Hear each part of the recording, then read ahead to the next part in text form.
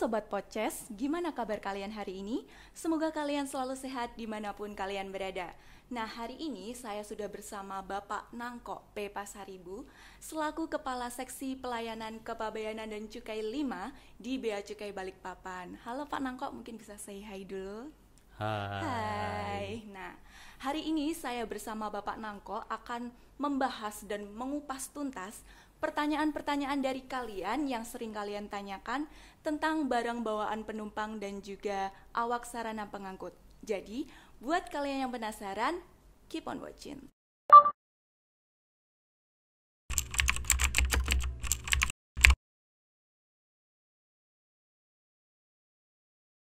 Baik Pak Nangko, apa kabar hari ini? Baik, super sekali. Wah, super sekali. Terlihat ceria ya Pak hari ini Pak. Iya, sangat ceria. Ya. Baik Pak, terima kasih Pak sudah mau hadir ke dalam podcast kami ini. Jadi kita nyebutnya podcast Pak. Ini dari kata podcast tapi buat ces-ces di balik papan, seperti itu Pak. Iya. Nah, hari ini kita mau membahas seputar barang bawaan penumpang untuk impor maupun ekspornya nanti ya Pak. Kemudian juga barang awak sarana pengangkut nantinya kita juga akan bahas sedikit. Jadi Pak, untuk pertanyaan yang pertama ini sebenarnya pertanyaannya tuh sangat mendasar, tapi banyak dari sobat-sobat podcast yang belum tahu. Nah, pertanyaannya ini tentang apa sih Pak yang dimaksud dengan barang bawaan penumpang? Nah, menurut Pak Nangko apa nih yang dimaksud dengan barang bawaan penumpang itu sendiri? Baik, jadi barang penumpang itu adalah atau barang pribadi penumpang adalah barang yang dibawa oleh penumpang yang menggunakan sarana pengangkut yang melintasi wilayah perbatasan negara Republik Indonesia. Jadi untuk barang penumpang ini hanya barang yang dibawa oleh penumpang sarana pengangkut. Tidak termasuk di sini adalah barang yang dibawa oleh awak sarana pengangkut atau barang yang dibawa oleh para pelintas batas.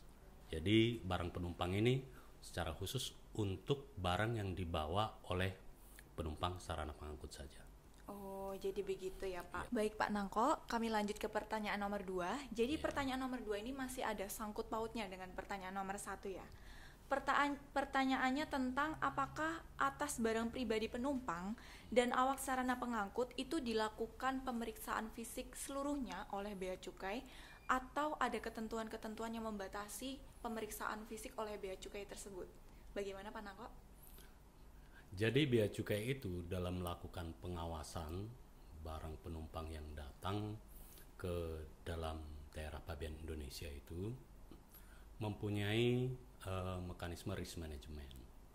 Jadi yang pertama, tidak dilakukan pemeriksaan fisik. Itu tidak dilakukan pemeriksaan fisik terhadap penumpang yang secara profil mungkin, jadi Bea Cukai melakukan profiling atas penumpang tersebut, mungkin di profilnya low risk. Jadi untuk barang-barang yang dibawa olehnya itu tidak dilakukan pemeriksaan fisik. Terus yang kedua, dilakukan pemeriksaan fisik atas barang-barang yang dibawa penumpang. Jadi ini mungkin sudah dilakukan profiling ya. Jadi di sini tuh Bea Cukai melakukan pengawasan terhadap barang yang dilarang atau dibatasi masuk ke wilayah Republik Indonesia. Contohnya mungkin yang pertama, apabila ada penumpang datang membawa binatang hidup, tumbuhan, itu kita harus melakukan pemeriksaan fisik dulu. Karena untuk pemasukan barang berupa binatang hidup, tumbuhan itu harus terlebih dahulu dilakukan penelitian, pemeriksaan oleh pihak karantina. Jadi kita harus tetap koordinasi juga untuk instansi-instansi yang lain yang melakukan penelitian terhadap barang seperti itu. Terus yang kedua, terhadap barang-barang berupa narkotik, psikotropika, barang-barang senjata api, senjata tajam. Jadi untuk narkotika dan psikotropika, penumpang yang datang membawa itu dilarang, kecuali ada izin dari instansi teknis yang memperbolehkannya. bersama dengan barang-barang senjata tajam dan senjata api tadi.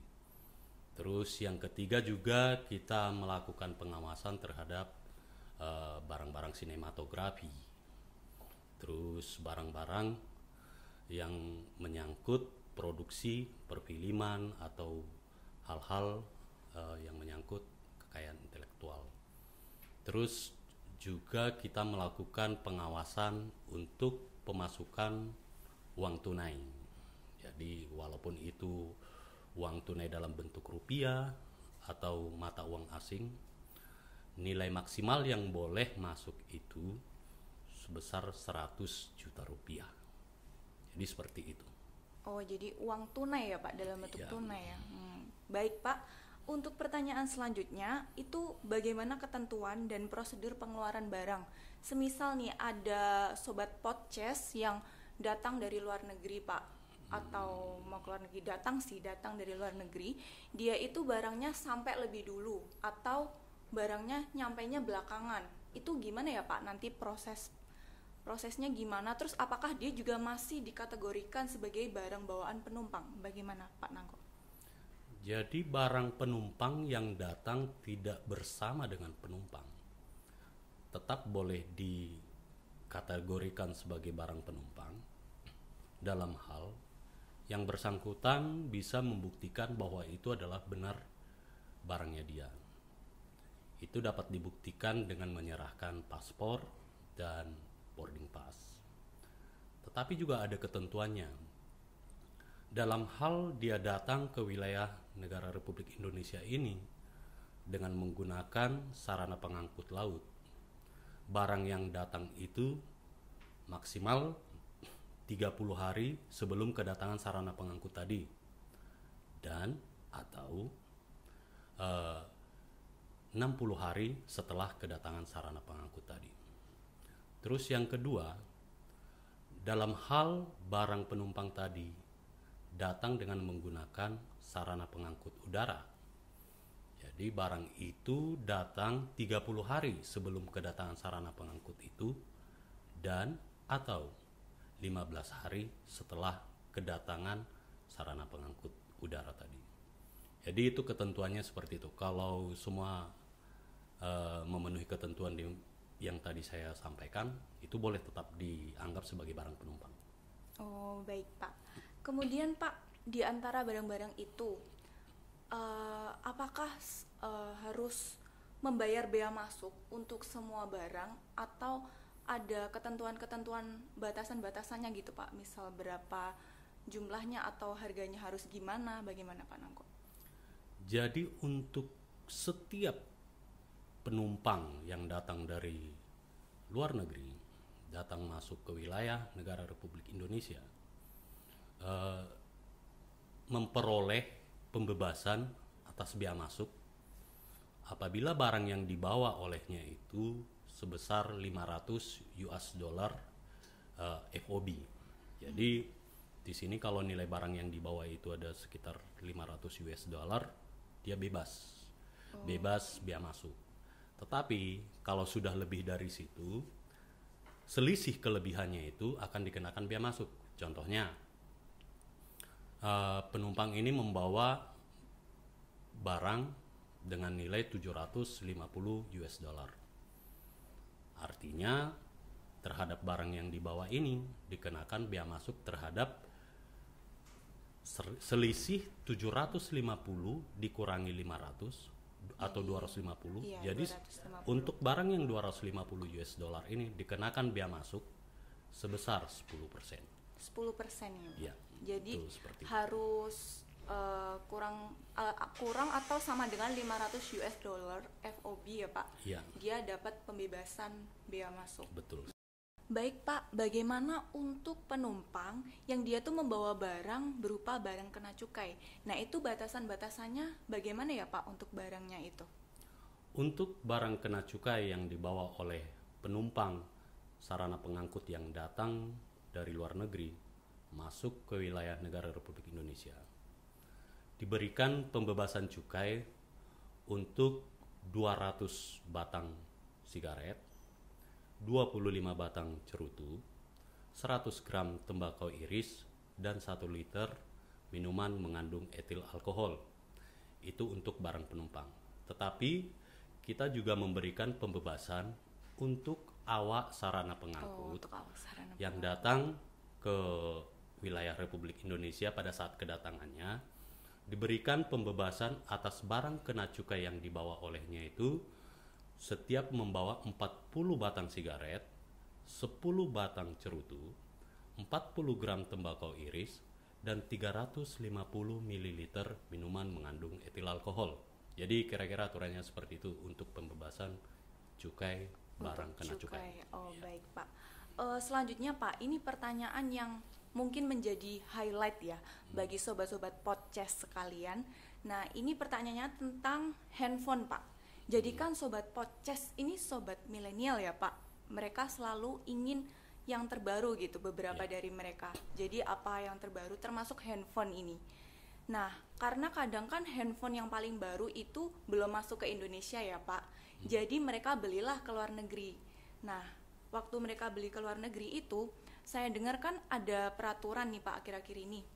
Ini yang menjelaskan bahwa kalau handphone yang dibeli dari luar negeri itu harus terdaftar pada IMEI. Nah itu kenapa ya Pak harus terdaftar IMEI, dan bagaimana Pak kalau kita mau mendaftarkan IMEI di Indonesia ini supaya handphonenya itu bisa digunakan seperti itu? Jadi sebelum saya menyampaikan bagaimana tata cara untuk mendaftarnya, mungkin kita agak mundur ke belakang. Jadi pemerintah dalam hal ini Kementerian Komunikasi dan Informatika telah menerbitkan Peraturan Menteri Komunikasi dan Informatika nomor 1 tahun 2020 tanggal 16 April 2020, di mana peraturan ini mengenai pengendalian alat dan atau perangkat telekomunikasi yang tersambung jaringan bergerak seluler melalui identifikasi IMEI. Jadi penerbitan peraturan ini bertujuan untuk mungkin kita semua tahu bahwa di Indonesia saat ini sangat banyak telepon seluler atau handphone yang ilegal atau black market. Black market, iya. Jadi diterbitkanlah peraturan Menteri Komunikasi dan Informatika ini untuk mengendalikan peredaran barang-barang ilegal tadi. Jadi nantinya setiap orang yang datang dari luar negeri masuk ke Indonesia membawa handphone atau telepon seluler, dia harus terlebih dahulu dilakukan pendaftaran IMEI dulu, sehingga dia bisa nanti digunakan di Indonesia, bisa beroperasi.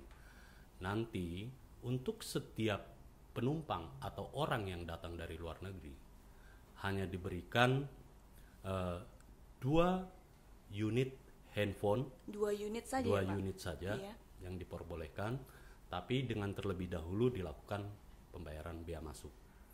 Jadi nanti setelah dilakukan pembayaran bea masuk, jadi pembayaran bea masuknya itu atas barang telepon seluler tadi itu harus melakukan pembayaran bea masuk sebesar 10%, PPN 10%, dan PPH 7,5% untuk orang yang datang ke wilayah Indonesia dia memiliki NPWP. Dalam hal dia tidak memiliki NPWP dikenakan PPH sebesar 15%. Nah, selanjutnya dia boleh melakukan pendaftaran IMEI itu. Pendaftaran IMEI ini seperti apa? Jadi ada 2 mekanisme pendaftaran IMEI, yaitu boleh dilakukan didaftarkan melalui website Bea dan Cukai. Website Bea Cukai di beacukai.go.id, atau yang lebih simpel lagi dapat dilakukan dengan terlebih dahulu mengunduh aplikasi mobile Bea Cukai. Jadi nanti kita melakukan pendaftaran di aplikasi tersebut dengan mengisi, ada form yang telah dibuat di sana. Oh, ada formnya. Jadi berisi data diri, terus data penerbangan, terus data telepon, sama data NPWP. Nah, setelah nanti kita melakukan pendaftaran dan sudah lengkap semua, Selanjutnya nanti akan keluar QR code. Nah, setelah QR code ini terbit, artinya IMEI-nya itu sudah terdaftar. QR code tadi itu diserahkan ke petugas bea dan cukai. Nah, nanti petugas bea dan cukai akan melakukan scanning atas barcode tadi. Nah, dengan proses itu sudah berjalan dengan baik, itu artinya handphone tersebut sudah bisa digunakan di wilayah negara Republik Indonesia atau sudah terdaftar. Jadi, kalau ada orang yang datang ke Indonesia dengan membawa telepon seluler atau handphone tapi tidak melakukan pendaftaran IMEI, nanti dengan sendirinya dia akan terblokir. Jadi kira-kira seperti itu penjelasannya. Jadi untuk mencegah handphone yang ilegal ya Pak, Ya. untuk membatasi atau mencegah nih Pak, mencegah dan membatasi. Ya, mencegah barang-barang yang akan masuk dan membatasi barang-barang ilegal, handphone ilegal, atau telepon seluler ilegal tadi beroperasi di Indonesia. Wah, luar biasa sekali ya, Bea Cukai memang makin baik ya Pak. Ya, Baik betul. Pak, terima kasih sudah menemani kami dan juga mau sharing bersama sobat-sobat podcast sekalian. Kami sangat berbangga Bapak bisa hadir di sini, dan juga untuk sobat-sobat podcast sekalian yang masih mau tanya-tanya seputar kepabeanan dan cukai bisa klik link di bawah ini. Nanti kita akan bantu kalian untuk menjawab semua pertanyaan kalian. Nah, kemudian Pak, ini sebelum kita menutup podcast kita hari ini, kita mau sama-sama membunyikan tagline ya Pak. Tagline-nya Bea Cukai Balikpapan dan juga tagline-nya Bea Cukai RI ya Pak. Sama-sama saya pimpin ya Pak. Bea Cukai Balikpapan, Gawi tuntas. Bea Cukai Makin makin baik. baik.